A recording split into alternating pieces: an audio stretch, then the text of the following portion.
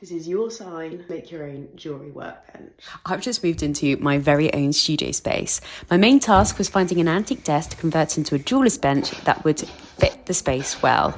I started my search online, but quickly realised it's so much better to see these things in person. So I popped to a charity shop in London. Sadly, this was terrible, so I headed home to Kent, where my mum kindly took me around the local shops. After a few near misses, in the last shop, my mum spotted a pair of beautiful antique pine bedside tables, and I realised I could add a custom worktop. So, for £30 each for the tables and £65 for a pine worktop from Wix, my dad, aka Gadget Man, helped me cut it all to size.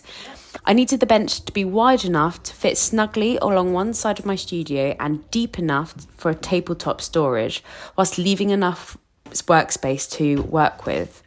After some research, I discovered the optimal semicircle cutout for a jeweller's bench is about 55 centimetres, and this gives you enough reach without compromising your stability.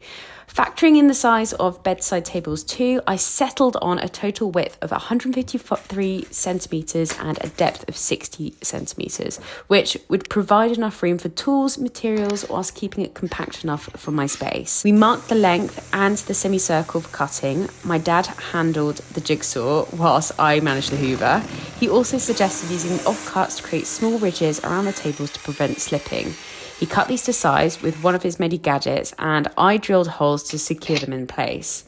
Once the desk was set up, I tried beeswax polish, but it wasn't quite right. And after sanding it down, I applied 4 coats of an antique oak varnish, and it came out so beautifully. I'm so chuffed with how it's all turned out, and I cannot wait to get started on your projects in this new space.